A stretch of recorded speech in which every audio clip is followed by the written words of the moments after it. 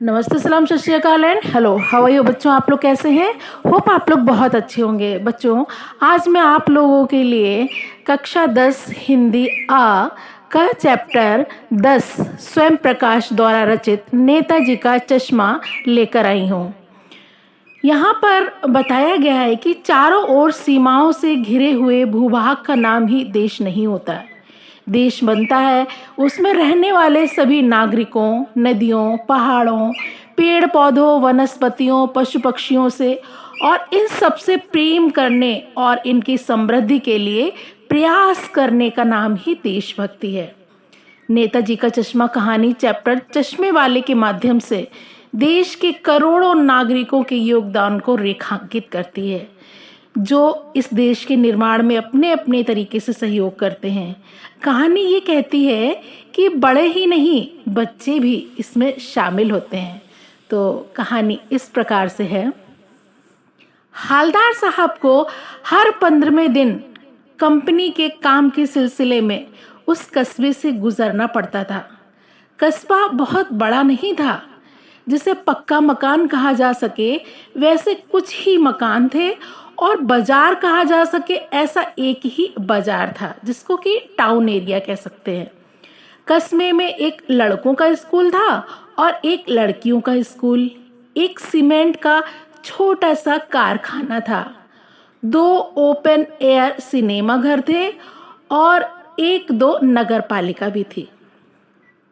नगर पालिका थी तो कुछ ना कुछ करती भी रहती थी। कभी कोई सड़क पक्की करवा दी, कभी कुछ पेशाब घर बनवा दिए, कभी कबूतरों की छतरी बनवा दी, तो कभी कभी सम्मेलन करवा दिए। इसी नगर पालिका के किसी उत्साही बोर्ड या प्रशासनिक अधिकारी ने एक बार शहर के मुख्य बाजार के मुख्य चौराहे पर नेताजी सुभाष चंद्र बोस की एक संगमरमर की प्रतिमा लगवा दी। ये कहानी उसी प्रतिमा के बारे में है, बल्कि उसके भी एक छोटे से हिस्से के बारे में। पूरी बात तो पता नहीं, लेकिन लगता है कि देश के अच्छे मूर्तिकारों की जानकारी नहीं होने और अच्छी मूर्ति की लागत अनुमान और उपलब्ध बजट से कहीं ज़्यादा होने के कारण काफ़ी समय तक उहापोह और चिट्ठी पत्री में बर्बाद हुआ होगा, और बोर्ड की शासनावधि समाप्त होने की घड़ी में किसी भी स्थानीय कलाकार को अवसर देने का निर्णय किया गया होगा, और अंत में कस्बे के इकलौते हाई स्कूल के इकलौते ड्राइंग मास्टर माना मोतीलाल जी को ही ये काम सौंप दिया गया होगा, जो महीने भर में मूर्ति बनाकर पटक देने का विश्वास दिला रहे थे। अब जैसा कि कहा जा चुका है कि मूर्ति संगमरमर की थी। टोपी की नोक से कोट के दूसरे बटन तक कोई 2 फुट ऊंची थी, जिसे कहते हैं बस्ट साइज, और सुंदर थी। नेताजी सुंदर लग रहे थे, कुछ मासूम और कमसिन। फौजी वर्दी में मूर्ति को देखते ही दिल्ली चलो और तुम मुझे खून दो, इस तरह के नारे याद आने लगते थे। इस दृष्टि से ये सफल और सराहनीय प्रयास कहा जा सकता है। केवल एक चीज की कसर थी जो देखते ही खटकती थी। नेताजी की आंखों पर चश्मा नहीं था, यानी चश्मा तो था लेकिन संगमरमर का नहीं था। एक सामान्य और सचमुच के चश्मे का चौड़ा काला फ्रेम मूर्ति को पहना दिया गया था। हालदार साहब जब पहली बार इस कस्बे से गुजरे और चौराहे पर पान खाने रुके, तभी उन्होंने इसे लक्षित किया और उनके चेहरे पर एक कौतुक भरी मुस्कान फैल गई। वाह भाई, ये आइडिया भी ठीक है। मूर्ति पत्थर की लेकिन चश्मा रियल। जीप कस्बा छोड़कर आगे बढ़ गई। तब भी हालदार साहब इस मूर्ति के बारे में ही सोचते रहे और अंत में इस निष्कर्ष पर पहुंचे कि कुल मिलाकर कस्बे के नागरिकों का ये प्रयास सराहनीय ही कहा जाना चाहिए।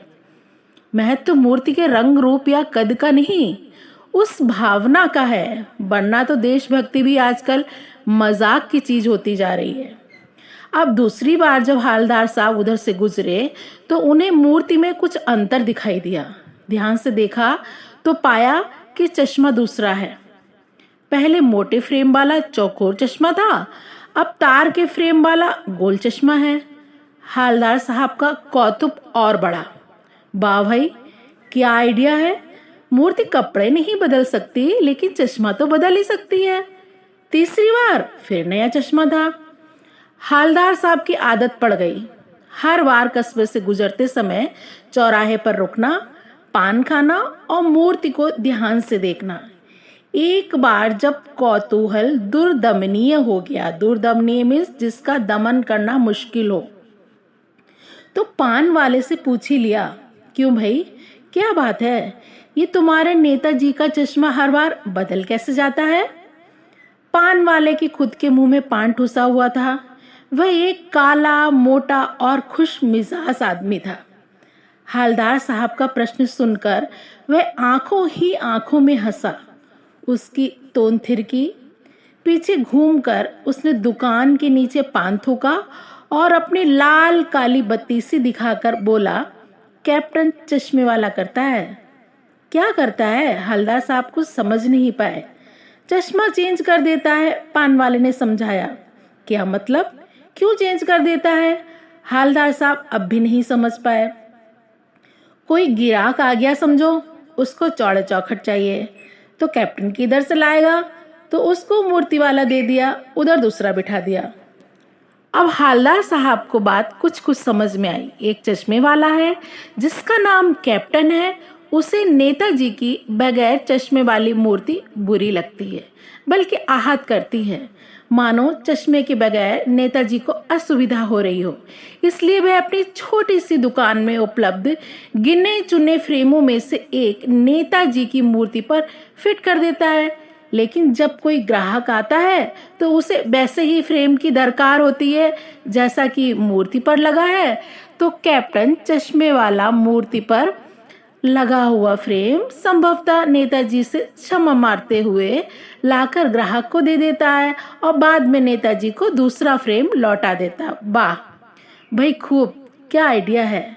लेकिन भाई एक बात अभी भी समझ नहीं आई। हालदार साहब ने पान वाले से फिर पूछा, नेताजी का ओरिजिनल चश्मा कहाँ गया? पान वाला दूसरा पान मुंह में ठूस चुका था। दोपहर का समय था, दुकान पर भीड़ भाड़ अधिक नहीं थी। वह फिर आंखों ही आंखों में हंसा। उसकी तोन थिरकी। कत्थे की डंडी फेंक कर पीछे मुड़कर उसने नीचे पीक थूकी और मुस्कुराता हुआ बोला, मास्टर बनाना भूल गया। पान वाले के लिए एक मजेदार बात थी, लेकिन हालदार साहब के लिए चकित और द्रवित करने वाले। यानी वे ठीक ही सोच रहे थे। मूर्ति के नीचे लिखा था, मूर्तिकार मास्टर मोतीलाल, वाकई कस्बे का अध्यापक था। बेचारे ने महीने भर में मूर्ति बनाकर पटक देने का वादा कर दिया होगा और बना भी ली होगी, लेकिन पत्थर में पारदर्शी चश्मा कैसे बनाया जाए, कांच वाला, ये तय नहीं कर पाया होगा। या कोशिश की होगी और सफल रहा होगा, या बनाते बनाते कुछ और बारीकी के चक्कर में चश्मा टूट गया होगा, या पत्थर का चश्मा अलग से बनाकर फिट किया होगा और वह निकल गया होगा। उफ, हालदार साहब को यह सब कुछ बड़ा विचित्र और कौतुक भरा लग रहा था। इन्हीं ख्यालों में खोए पान के पैसे चुकाकर चश्मे वाली की देशभक्ति के समक्ष नतमस्तक होते हुए वे जीप की तरफ चले। फिर रुके, पीछे मुड़े, पान वाले के पास जाकर पूछा, क्या कैप्टन चश्मे वाला नेताजी का साथी है या आजाद हिंद फौज का भूतपूर्व सिपाही? पान वाला अब नया पान खा रहा था। पान पकड़े अपने हाथ को मुंह में 1.5 इंच दूर रोककर उसने हालदार साहब को ध्यान से देखा, फिर अपनी लाल काली बत्ती सी दिखाई और मुस्कुराकर बोला, नहीं साहब, वो लंगड़ा क्या जाएगा फौज में, पागल है पागल, वो देखो वो आ रहा है, आप उसी से बात कर लो, फोटो वोटो छपवा दो उसकी कहीं। हालदार साहब को पान वाले के द्वारा एक देशभक्त का इस तरह मजाक उड़ाया जाना अच्छा नहीं लगा। मुड़कर देखा तो अवाक रह गया। एक बेहद बूढ़ा मरियल सा लंगड़ा आदमी, सिर पर गांधी टोपी और आंखों पर काला चश्मा लगाए, एक हाथ में एक छोटी सी संदूकची और दूसरे हाथ में एक बांस पर टंगे बहुत से चश्मे लिए अभी अभी एक गली से निकला था और अब एक बंद दुकान के सहारे अपना बांस टिका रहा था। तो इस बेचारी की दुकान भी नहीं, फेरी लगाता है। हवलदार साहब चक्कर में पड़ गए, पूछना चाहते थे इसे कैप्टन क्यों कहते हैं, क्या यही इसका वास्तविक नाम है, लेकिन पान वाले ने साफ मना कर दिया कि अब वह इस बारे में और बात करने को तैयार नहीं है। ड्राइवर भी बेचैन हो रहा था, काम भी था। हवलदार साहब जीप में बैठकर चले गए। 2 साल तक हवलदार साहब अपने काम के सिलसिले में उस कस्बे से गुजरते रहे और नेताजी की मूर्ति में बदलते हुए चश्मों को देखते रहे। कभी गोल चश्मा होता, कभी चौकोर, कभी लाल, कभी काला, कभी धूप का चश्मा, कभी बड़े कांचों वाला गोगो चश्मा, पर कोई ना कोई चश्मा होता जरूर। उस धूल भरी यात्रा में हवलदार साहब को कौतुक और प्रफुल्लता के कुछ क्षण देने के लिए। फिर एक बार ऐसा हुआ कि मूर्ति के चेहरे पर कोई भी कैसा भी चश्मा नहीं था। उस दिन पान की दुकान भी बंद थी और चौराहे की अधिकांश दुकानें भी बंद थी। अगली बार भी मूर्ति की आंखों पर चश्मा नहीं था। हवलदार साहब ने पान खाया और धीरे से पान वाले से पूछा, क्यों भाई, क्या बात है, आज तुम्हारे नेताजी की आंखों पर चश्मा नहीं है? पान वाला उदास हो गया। उसने पीछे मुड़कर मुंह का पान नीचे थूका और सिर झुकाकर अपनी धोती के सिरे से आंखें पोंछता हुआ बोला, साहब, कैप्टन मर गया। और कुछ नहीं पूछ पाए हवलदार साहब। कुछ पल चुपचाप खड़े रहे, फिर पान के पैसे चुकाकर जीप में आ बैठे और रवाना हो गए। बार बार सोचते, क्या होगा उस कौम का जो अपने देश की खातिर घर गृहस्थी, जवानी, जिंदगी सब कुछ होम देने वालों पर भी हंसती है और अपने लिए बिकने के मौके ढूंढती है। दुखी हो गए। 15 दिन बाद फिर उसी कस्बे से गुजरे। कस्बे में घुसने से पहले ही ख्याल आया कि कस्बे की हृदय स्थली में सुभाष की प्रतिमा अवश्य ही प्रतिष्ठापित होगी, लेकिन सुभाष की आंखों पर चश्मा नहीं होगा क्योंकि मास्टर बनाना भूल गया और कैप्टन मर गया। सोचा आज वहां नहीं रुकेंगे, पान भी नहीं खाएंगे, मूर्ति की तरफ देखेंगे भी नहीं, सीधे निकल जाएंगे। ड्राइवर से कह दिया, चौराहे पर रुकना नहीं, आज बहुत काम है, पान आगे कहीं खा लेंगे।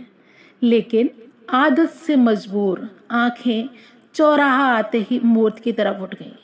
कुछ ऐसा देखा कि चीखे, रोको। जीप स्पीड में थी। ड्राइवर ने जोर से ब्रेक मारे। रास्ता चलते लोग देखने लगे। जीप रुकते ना रुकते हवलदार साहब जीप से कूदकर तेज तेज कदमों से मूर्ति की तरफ लपके और उसके ठीक सामने जाकर अटेंशन में खड़े हो गए। मूर्ति की आंखों पर सरकंडे का बना छोटा सा चश्मा रखा हुआ था, जैसे बच्चे बना लेते हैं। हवलदार साहब भावुक हैं और इतनी सी बात पर उनकी आंखें भर आईं। तो बच्चों, ये था आज का हमारा पाठ नेताजी का चश्मा। होप आप लोगों को अच्छे से समझ में आया होगा। बच्चों, यदि हमारे वीडियोस आपको अच्छे लगते हैं तो प्लीज़ सब्सक्राइब अवश्य कर दीजिएगा और हाँ, शेयर भी ज़रूर कीजिएगा। धन्यवाद।